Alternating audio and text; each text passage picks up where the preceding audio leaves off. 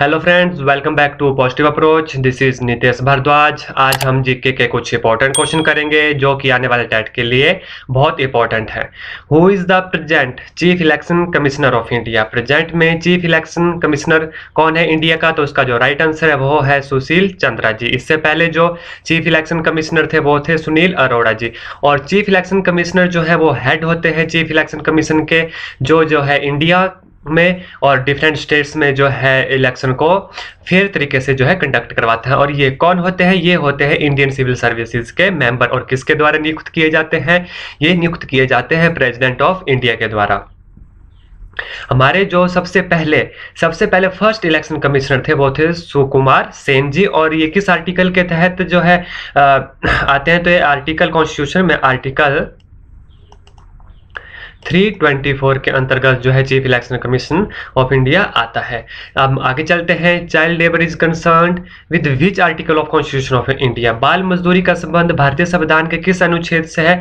तो उसका जो राइट आंसर है वो है आर्टिकल 24 आर्टिकल के अंतर्गत 14 साल से कम उम्र के बच्चों से हम जो है काम नहीं करवा सकते, चाइल्ड लेबर नहीं करवा सकते। और आर्टिकल जो है 23 के अंतर्गत जो है फोर्स लेबर आती है कि हम किसी से भी जो है जबरदस्ती काम नहीं करवा सकते। आर्टिकल 39 के अंतर्गत क्या आता है? आर्टिकल 39 के अंतर्गत उनकी जो लेबर होती है उनकी हेल्थ वगैरह की कि उन्हें हम अब्यूज नहीं कर सकते, उनकी हेल्थ वगैरह का जो है उनकी पे वगैरह का जो है हमें ध्यान रखना होता है।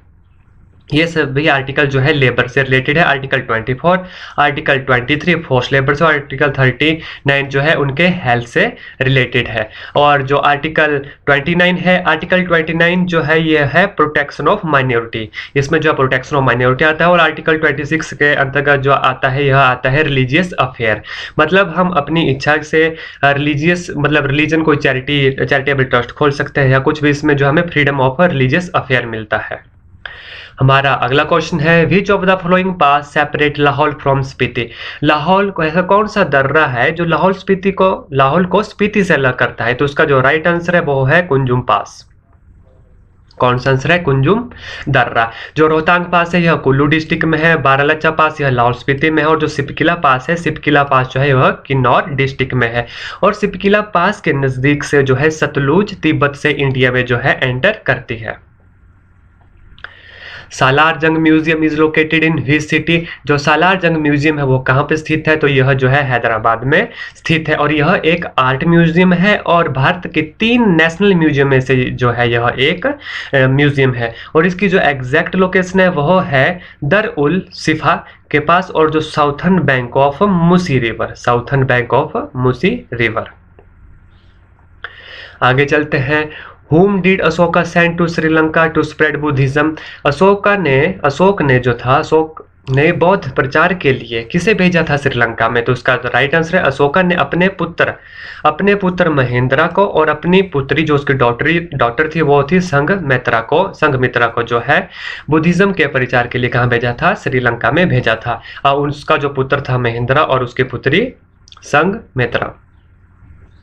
हमारा अगला क्वेश्चन है which ruler of ancient India has been depicted on his coin playing the lute veena? प्राचीन भारत के किस शासक को वीणा बजाते उसके मुद्रा में चित्रित किए गए हैं? तो इसका जो राइट आंसर है वो है समुद्र गुप्ता। और समुद्र गुप्ता जो है दूसरे शासक थे गुप्ता डायनेस्टी के गुप्ता परिवार के। और जो इनके फादर है उनका नाम था चंद्रगुप्ता और इनकी जो माता थी उनका नाम था कुमारवा देवी।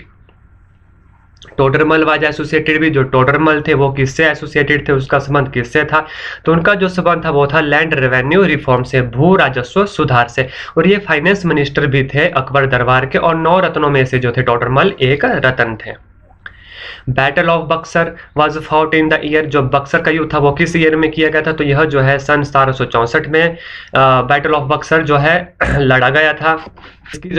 इसकी जो एग्जैक्ट डेट है वो है 22 अक्टूबर 1764 को। किसके बीच बक्सर का जो युद्ध है वो लड़ा गया था? आर्मी ऑफ ब्रिटिश इंडिया और बहुत सारी इंडिया की स्टेट्स थी विद अवध, वेस्ट बंगाल और मुगल एम्पायर के साथ जो है यह युद्ध लड़ा गया था। हमारा अगला क्वेश्चन है, what is the name of hill in Una district? Una district में कौन सी हिल पाई जाती है? तो इसका जो राइट आंसर है वो है शिवालिक हिल्स, और जो सबसे पुरानी हिल्स है वो है Aravali. The oldest mountain ranges are Aravali ranges.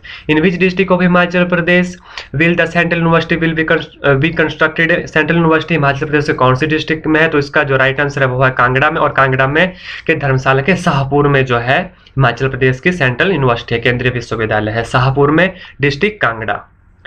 Who compile the story of Panchatantra? Panchatantra के कथाओं का संकलन किसने किया था? तो उसका जो राइट आंसर है वो है विष्णु शर्मा जी ने। हमारा अगला क्वेश्चन है, the word bull eye is related to which game? किस खेल से बुल्स आई शब्द का प्रयोग किया जाता है? तो इसका जो राइट आंसर है वो है शूटिंग से। In which field Jnanpith award is given? किस ज्ञानपीठ जो पुरस्कार है वो किस क्षेत्र में जो है प्रदान किया जाता है? तो यह जो है ज्ञानपीठ पुरस्कार जो है यह लिटरेचर में दिया जाता है, और यह सबसे हाईएस्ट और ओल्डेस्ट अवार्ड है लिटरेचर में। सबसे पहले यह अवार्ड जो है फर्स्ट विनर जो थे वो जी शंकर कुरूप जी थे, जिन्हें 1965 में जो है यह अवार्ड दिया गया था, और इस अवार्ड का जो प्राइस है वो है लगभग 11 लाख से 13 लाख के बीच। The number of non permanent member of United Nation Security Council? संयुक्त राष्ट्र संघ सुरक्षा परिषद के अस्थायी सदस्यों की संख्या कितनी है? तो इसकी संख्या है 10, और इसमें कितने मेंबर है? इसमें टोटल है 15 मेंबर, जिसमें जो 5 जो हैं 5 स्थायी हैं, और जो 10 जो है वो अस्थायी हैं, यानी नॉन परमानेंट है। आई होप मेरे द्वारा दी गई जानकारी आपको अच्छी लगी होगी।